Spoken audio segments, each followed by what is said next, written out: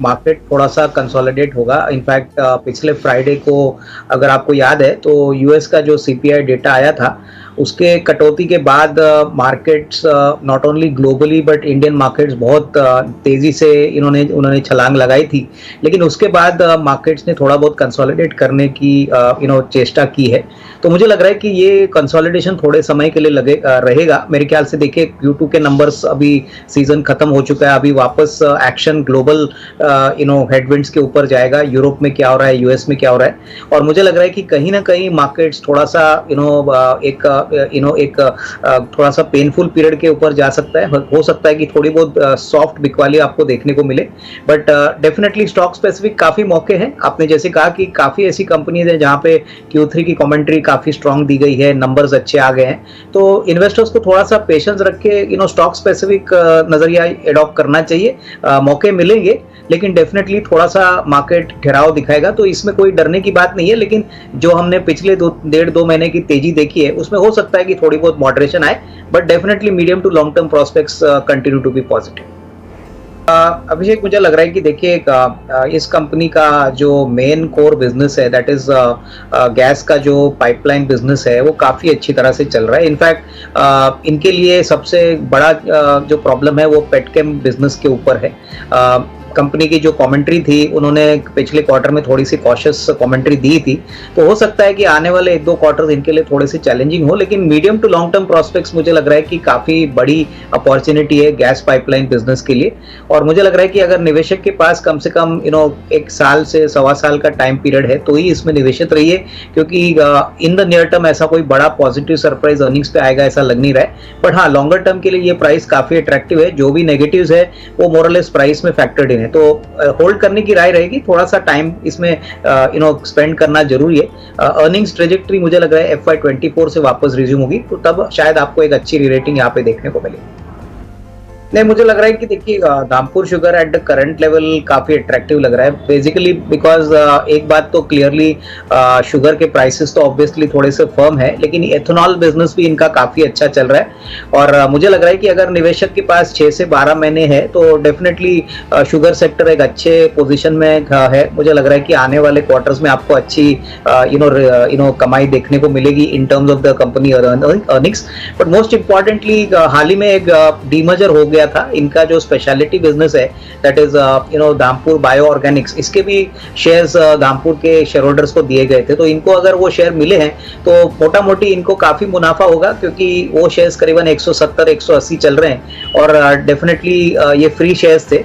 तो मेरे ख्याल से धामपुर शुगर के लिए तो डेफिनेटली व्यू पॉजिटिव रहेगा। करीबन 6 से 12 महीने के टाइम फ्रेम के लिए होल्ड करें।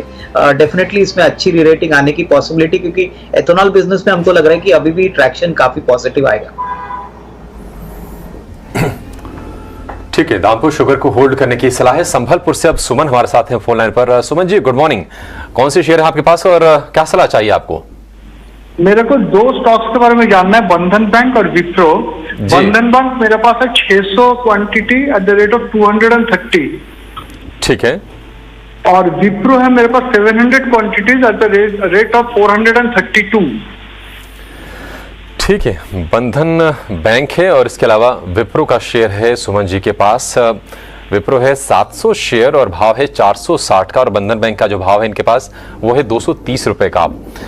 विनाश जी, पहले आपसे बंधन बैंक पर राय लेंगे। देखिए एक अद्भुत कंट्रास्ट वाला माहौल है, क्योंकि आप देखिए बैंक निफ्टी रिकॉर्ड हाइस पे, बंधन बैंक है 52 वीक के निचले स्तर पर, और हम देख रहे हैं कि एनपीए भी सुधर रहे हैं इनके। कहीं ना कहीं वो चैलेंज थोड़ा पीछे छूट रहा है। अगर भाव के लिहाज से देखेंगे तो भाव भी वैल्यूएशन के लिहाज से भी थोड़ा आकर्षक लग रहा है। तो क्या आपको उम्मीद है अविनाश जी कि यहाँ से इसमें एक पोटेंशियल है आगे जाने की शेयर की, और अभी इसमें निवेशित ही रहना चाहिए? नहीं, बिल्कुल अभिषेक, देखिए बंधन बैंक के जो Q2 के नंबर्स आ गए हैं, इसमें मैनेजमेंट की कमेंट्री बहुत स्ट्रांग थी। इन्होंने जो लोन बुक ग्रोथ का है वो करीबन 20-25% है। एसेट क्वालिटी भी वो काफ़ी कॉन्फिडेंट है कि आने वाले क्वार्टर्स में थोड़ी और अच्छी होगी। मोस्ट इंपॉर्टेंटली बंधन बैंक में अंडर परफॉर्मेंस इसलिए आया था क्योंकि पिछले 3-4 क्वार्टर से काफी बड़ी प्रोविजनिंग इस बैंक ने की है और माइक्रो फाइनेंस एक सेक्टर है जहां पे काफी नुकसान कंपनी को भुगतना पड़ा, but hopefully second half of FY23 should be better. और मुझे लग रहा है कि करंट प्राइस में सारे नेगेटिव्स फैक्टर्ड इन है, तो इनको थोड़ा सा इंतजार करना चाहिए। हालांकि इनकी कॉस्ट प्राइस और मार्केट प्राइस में कोई ज्यादा फर्क नहीं है, बट ये अगर साल 1.5 साल का नजरिया रखते हैं तो अच्छी री रेटिंग आपको मिलेगी। थोड़ा बहुत पेशेंस रखिए क्योंकि अनलाइक दूसरे बैंकों के मुकाबले में बंधन बैंक की अंडर परफॉर्मेंस काफी सिग्निफिकेंट है, तो इस लेवल से मेरे ख्याल से जो रिस्क है वो काफी कम है। लेकिन अगर बैंक डिलीवर करता है अगले 6-8 महीने में तो अच्छी री रेटिंग आएगी। ठीक है, बंधन बैंक में अच्छी री रेटिंग की उम्मीद है, लेकिन क्या सेम व्यू आपका विप्रो के लिए भी अविनाश है? क्योंकि हमने देखा है कि पिछले महीने आप जो ये गिरने वाले दौर में जा रहा था शेयर, ये वहां पर ब्रेक लगा, वहां से थोड़ी सी रिकवरी भी आ रही है अब। देखिए विप्रो में मुझे लग रहा है कि 2-3 क्वार्टर्स थोड़े से चैलेंजिंग रहेंगे, हालांकि इनका जो बड़ा वर्टिकल है वो 5G का है, तो 5G रोल आउट होता है तो इनके लिए भी थोड़ी बहुत बिजनेस पॉसिबिलिटीज रहेंगी। बट अनलाइक बड़ी फ्रंटलाइन कंपनी जैसे TCS, इन्फोसिस, इनका जो अर्निंग्स ट्रेजेक्ट्री है वो थोड़ा सा स्लो है। मार्केट को भी इनके अर्निंग्स गाइडेंस से कोई ज्यादा पॉजिटिविटी नहीं मिली थी, तो मैं यही कहूंगा कि इनका नजरिया अगर 1.5-2 साल है तो ही होल्ड करिए, अदरवाइज नियर टर्म में विप्रो में कोई बड़ी अपसाइड आने की उम्मीद नहीं है, तो यहाँ पे होल्ड करें। बट डेफिनेटली टाइम फ्रेम लंबा रखना पड़ेगा, कम से कम नेक्स्ट 12 to 18 मंथ इसमें आप निवेशित रहेंगे तो ही आपका पैसा रिकवर होगा। देखिए मुझे लग रहा है कि सारे जो डिफेंस के शेयर्स है वहां पे अच्छी तेजी देखने को मिली है और मुझे लग रहा है कि आने वाला बजट भी जो आएगा वो डिफेंस सेक्टर के लिए काफी पॉजिटिव होने की उम्मीद है। तो यहाँ पे मैं यही कहूंगा कि अगले साल का अगर नजरिया कोई लेता है तो डेफिनेटली 130-140 का मीडियम टर्म टारगेट बन सकता है, क्योंकि ऑर्डर बुक काफी अच्छी है, ओवरऑल एक्सपोर्ट मार्केट भी इनके लिए खुल रहा है, प्लस नए प्रोडक्ट्स इन्होंने डेवलप किए, तो थोड़ा सा पेशेंस और time frame investment time frame थोड़ा सा रीजनेबली लॉन्ग रखिए और इसमें कन्विक्शन स्ट्रांग रखिए, क्योंकि कंपनी अच्छी वेल मैनेज्ड है। बट डेफिनेटली मैं समझता हूं कि टाइम फ्रेम अगर इनका शॉर्ट है तो शायद इनको रिटर्न ना मिले, क्योंकि ऑलरेडी काफी सिग्निफिकेंट अपसाइड हो चुका है। बट डेफिनेटली अगर 12 to 15 मंथ्स का टाइम फ्रेम है तो होल्ड ऑन, एटलीस्ट 130-140 का एक नियर टर्म का टारगेट पॉसिबल लग रहा है। ये अक्सर हमने देखा है रेकमेंड होते हुए दोनों शेयर, और हम देख रहे हैं कि इनको ठीक ठाक प्रॉफिट भी हो रहा है फेडरल बैंक में। बैंक ऑफ बड़ौदा की बात करें तो वहां भी बहुत ही आकर्षक इनको रिटर्न मिल रहे हैं, क्योंकि अब देख रहे हैं कि क्रेडिट ग्रोथ बहुत ही अच्छे लेवल्स पर है बैंकों की, अच्छी चर्चाएं हो रही है बैंकों को लेकर, रेकमेंड हो रहे हैं लगातार एक्सपर्ट्स की तरफ से, आप जैसे लोगों की तरफ से। क्या इन दोनों ही बैंकों में निवेश बना रखें या फिर कुछ और बैंक आपको सेगमेंट में बेहतर लग रहे हैं इनसे? अभिषेक मुझे लग रहा है कि देखिए दोनों बैंक्स जो इन्वेस्टर के पास में है, bank of Baroda, federal bank, definitely medium term prospects काफी अच्छे हैं। इनफैक्ट बैंक ऑफ बड़ौदा में हमको लग रहा है कि फ्रंटलाइन सरकारी बैंक है, हर पैरामीटर पे बैंक ने बहुत अच्छे नंबर्स दिखाए, तो यहाँ पे हो सकता है कि आपको 190-200 का एक नियर टर्म का टारगेट मिले। फेडरल बैंक में भी हमको लग रहा है कि बहुत ही अच्छे नंबर्स आ गए हैं, एसेट क्वालिटी ठीक ठाक है, कासा रेशो भी इनका बड़ा है और इनका साउथ बेस काफी स्ट्रांग है, NRI बेस काफी अच्छी कंट्रीब्यूशन करता है, तो यहाँ पे भी मुझे लग रहा है कि 150-160 का टारगेट प्राइस मिल सकता है, तो यहाँ पे होल्ड करें। बट अगर सस्ता कोई और बैंक मार्केट में ये खरीदना चाहते हो तो DCB बैंक एक अच्छा विकल्प है, यहाँ पे भी अच्छे नंबर्स आ गए हैं, प्लस वैल्यूएशंस बहुत अच्छे हैं, करीबन 1.4-1.3 के प्राइस टू बुक पे ये चल रहा है, तो यहाँ पे डेफिनेटली एक छोटी पोजीशन अगर इन्वेस्टर चाहे तो बना सकता है, क्योंकि अभी ब्रॉडली सारे बैंक्स मोरलेस भाग चुके हैं, तो ये एक अच्छा विकल्प है। अगर किसी को नेक्स्ट 12 to 15 मंथ्स का टाइम फ्रेम लेना है तो ये एक मीडियम साइज बैंक है जो अच्छी खासी रिटर्न्स देने की चेष्टा करता है। ठीक है, तो दोनों ही बैंकिंग स्टॉक्स पे नजरिया पॉजिटिव है और कौन से आपको टारगेट्स ध्यान में रखने हैं वो भी आपको बता दिए गए हैं। पर चलिए अब आगे बढ़ते हैं। अगली व्हाट्सएप क्वेरी संजय जी की आई है, ये कैंपस एक्टिववेयर पे राय जानना चाहते हैं। इनके पास 100 शेयर्स हैं और 512 ये बाइंग प्राइस है इनकी। हम देख रहे हैं कि फिलहाल तो इनको थोड़ा सा लॉस ही हो रहा है, शायद काफी ऊपरी स्तरों पर इन्होंने एंट्री ले ली है। पर अविनाश जी देखिए, हाल फिलहाल की लिस्टिंग है तो ज्यादा डेटा पॉइंट्स नहीं होंगे टेक्निकल चेक के लिए, तो एक बार फंडामेंटली आप नजरिया दीजिए कि क्या वैल्यूएशन के लिहाज से आपको ये काउंटर सही लगता है, क्योंकि जहां तक मुझे ध्यान है जब IPO आया था तब थोड़े वैल्यूएशंस को लेकर चर्चा जरूर थे। हालांकि इंडस्ट्री का ग्रोथ आउटलुक काफी पॉजिटिव है, मैनेजमेंट भी उसको लेकर काफी कॉन्फिडेंट साउंड करते हैं, पर क्या वैल्यूएशन के लिहाज से इस स्टॉक में एक री रेटिंग या फिर यहाँ से तेजी की उम्मीद लगाई जाए और कुछ लॉस भरपाई की उम्मीद रखें? देखिए, कैंपस एक्टिववेयर बेसिकली स्पोर्ट्स शूज में काफी बड़ा प्लेयर है, तो इनका जो बिजनेस प्रोपोजिशन है वो बहुत यूनिक है। ये सेगमेंट भी बहुत तेजी से बढ़ रहा है। बट सबसे बड़ी बात, जैसे आपने कहा कि पब्लिक इशू के बाद इस शेयर में बहुत बड़ी तेजी एक छोटे टाइम फ्रेम में देखने को मिली और वैल्यूएशंस काफी महंगे हो गए और Q2 के नंबर्स जब आए तभी काफी बड़ा डिसअपॉइंटमेंट कंपनी ने नंबर्स के पॉइंट ऑफ व्यू से दिया। इनफैक्ट पूरा जो फुटवेयर का सेक्टर है वो सेकंड क्वार्टर में अंडर परफॉर्म कर चुका है। अगर आप रिलैक्सो फुटवेयर देखे, बाटा देखे, कैंपस देखे, तो इसमें डेफिनेटली इन्फ्लेशन का इम्पैक्ट अभी इनके सेल्स के ऊपर आ रहा है। इनपुट कॉस्ट तो बड़े ही हैं बट डिमांड भी थोड़ी कॉन्ट्रैक्ट हो चुकी है, तो नियर टर्म में चैलेंजेस रहेंगे। मुझे लग रहा है कि इन्होंने थोड़ी ऊपरी लेवल पे ये स्टॉक खरीदा। अगर ये नजरिया कम से कम साल 1.5 साल का रखते हैं तो कैंपस फुटवेयर में अच्छी खासी इनको कमाई होगी, बट शॉर्ट टर्म में डेफिनेटली थोड़ा बहुत स्टॉक स्ट्रगल करेगा, तो वो बात ध्यान में रखें। बट डेफिनेटली लॉन्गर टर्म में पैसा बनेगा, but even from the current level इनको थोड़ा सा इंतजार करना जरूरी है। 700 की खरीद है, 5.25 रुपए पर ट्रेड कर रहा है। अविनाश जी, मार्जिन को लेकर काफी ज्यादा चिंताएं हैं GNFC की अगर बात करें तो। सितंबर तिमाही में वो कंसर्न्स उभर के सामने आए क्योंकि मार्जिन आधा हो गया लगभग। यहां से आपको भविष्य कैसा दिख रहा है और क्या अभी इसमें बने रहना चाहिए? देखिए, मुझे लग रहा है कि एक क्वार्टर के परफॉर्मेंस से पूरी तरह से कंपनी को राइट ऑफ करना एक शायद सही बात नहीं रहेगी।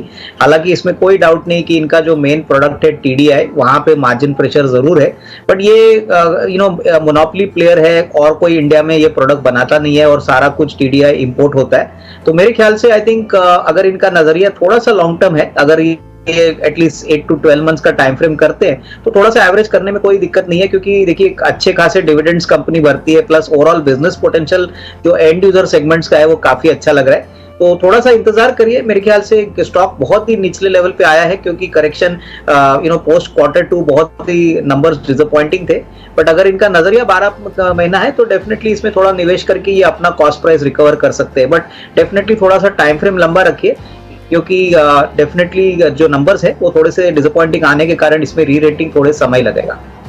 हमने कई बार देखा है कि टाटा मोटर्स में जो है ऑल ऑफ अ सडन जो है एक इस तरीके का अनाउंसमेंट आता है, उस दिन तो स्टॉक रिएक्शन नेगेटिव देखने को मिलता ही है, बट आगे चल के आपको क्या लगता है जिस तरीके से कंपनी ने गाइड किया है कि वो सेकेंड हाफ में अपने फ्री कैश फ्लोज जो है वो पॉजिटिव करते हुए नजर आएंगे, यहाँ से मार्जिन रिकवरी की उम्मीद अच्छी तरीके से लगाई जा रही है, डेट को लेकर थोड़े से कंसर्न्स हैं, क्या इस मैनेजमेंट चेंज के चलते क्या थोड़े से कंसर्न्स वहां पे आते हुए दिखेंगे इन्वेस्टर पॉइंट ऑफ व्यू से? सृष्टि, मुझे लग रहा है कि देखिए जो important data point Tata Motors के लिए रहेगा वो यूरोप रहेगा। देखिए यूरोप में जो एनर्जी क्राइसिस हुई है प्लस जो इकोनॉमी के प्रॉब्लम्स है, इसका असर टाटा मोटर्स के बिजनेस पे जरूर आएगा, स्पेशली JLR पे।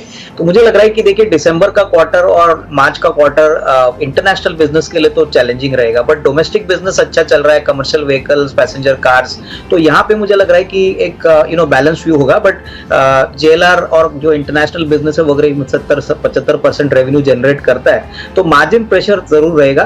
तो this is definitely not good part for Tata Motors. हो सकता है स्टॉक थोड़ा शॉर्ट टर्म में अंडर परफॉर्म करे, लेकिन मुझे लग रहा है कि अगर थोड़ा सा स्टॉक करेक्ट होता है तो एक कॉन्ट्रा व्यू बन सकता है। जिनको थोड़ा लंबा व्यू रखना है तो डेफिनेटली इसमें निवेशित रहिए, क्योंकि यूरोप के प्रॉब्लम जैसे सॉल्व होंगे तब आपको एक अच्छी तेजी देखने को मिलेगी, बट नियर टर्म में चैलेंजेस रहेंगे। तो डेफिनेटली फ्रेश बाइंग करने की राय तो मेरी नहीं रहेगी, बट यस लॉन्गर टर्म में डेफिनेटली टाटा मोटर्स में काफी ट्रिगर्स है, उनके काफी नॉन कोर इन्वेस्टमेंट्स भी है, जैसे कि टाटा टेक्नोलॉजीज का IPO आने वाला है, तो इससे भी इनको काफी वैल्यू अनलॉकिंग मिलेगी।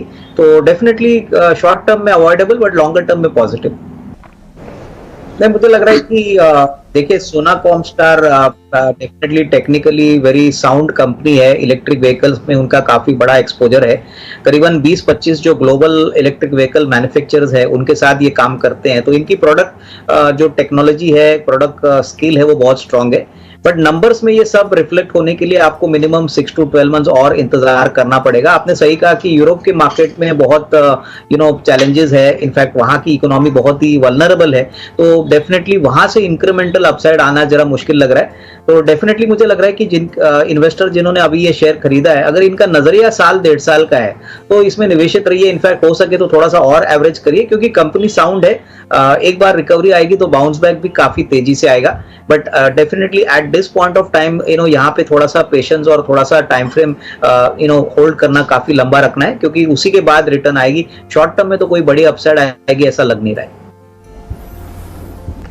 नहीं, मुझे लग रहा है कि अभिषेक देखिए, जैसे मैंने पहले भी आपके चैनल पे कहा है कि कंपनी जब तक कैश फ्लो जनरेट नहीं करती, मुझे लग रहा है कि इसमें कोई भी इन्वेस्टमेंट स्टांस लेना एक डिफिकल्ट बात रहेगी, क्योंकि यहाँ पे तो कामकाजी मुनाफा ही नहीं है, नेट प्रॉफिट नहीं है, और मार्केट इंतजार करेगी बेसिकली प्रमोटर की जो गाइडेंस है कि सितंबर 23 में वो इबिटा पॉजिटिव होंगे। ये तो मेरे ख्याल से जो प्री आईपीओ का जो सेल था वो काफी समय से एक्सपेक्टेड था, तो ये जो 8-9% जो फॉल है वो शायद 1-2 दिनों में रुकेगा, बट डेफिनेटली ऑपरेटिंग मैट्रिक्स को बदलने के लिए थोड़ा समय लगेगा। तो मेरे ख्याल से अभी इंतजार करिए, कोई जल्दबाजी ना करिए, क्योंकि सारे फिनटेक कंपनीज में हमने देखा है कि काफी बड़ी निराशा है, और जिस प्रकार के कटौती हमने अभी ग्लोबली देखी है, जैसे मेटा हो गया, अमेजोन हो गया, फेसबुक, यहाँ पे काफी प्रॉब्लम्स दिख रही है। तो मेरे ख्याल से अभी इस सेक्टर से थोड़ा सा दूर रहिए, निचले वाले मौके आपको मिलेंगे, और ऑब्वियसली अर्निंग्स अगर बढ़ती है तो ही इसमें मार्केट का कॉन्फिडेंस आएगा।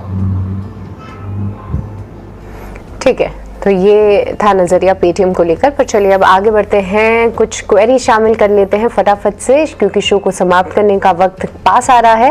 व्हाट्सएप के जरिए वीरेश मिश्रा जी का सवाल आया है, ये सुप्रिया लाइफ साइंसेज पे राय जानना चाहते हैं। 355 शेयर्स हैं इनके पास और 322 जो है इनकी बाइंग प्राइस है। अविनाश जी, एक बार आपसे ही समझेंगे। देखिए, हाल फिलहाल की लिस्टिंग ये भी है और यहाँ पे भी थोड़ा सा ऊपर जाके फिर से एक स्टॉक रिट्रेस होता हुआ नजर आया है। क्या उम्मीद है यहाँ से, क्या यहाँ पे कुछ रिकवरी की उम्मीद रखें? देखिए, ये कंपनी एपीआई मैन्युफैक्चरिंग में काफी लीडिंग प्लेयर है, लेकिन Q2 के नंबर्स थोड़े से निराशक थे, और मुझे लग रहा है कि अगर नजरिया 6 to 12 मंथ्स का है तो ओवरऑल एपीआई मार्केट अच्छी तरह से ग्रो करेगा, और इसमें डेफिनेटली जो डोमेस्टिक कंपनीज है उसको फायदा होना चाहिए, but definitely margin pressure at least near term में दिख रहा है। तो अगर इनका नजरिया 6 to 12 मंथ्स है तो होल्ड करिए। मेरे ख्याल से कंपनी की ऑर्डर बुक अच्छी है, ट्रेजेक्ट्री अच्छी आएगी, तो 12 to 15 मंथ्स का टाइम फ्रेम अगर रखते हैं तो डेफिनेटली मुझे लग रहा है कि ये होपफुली अपना प्रॉफिट थोड़ा सा इसमें कमा सकते हैं। तो डेफिनेटली इसमें होल्ड करने की राय, इस प्राइस पे लॉस में ना निकले, यही मुझे लग रहा है।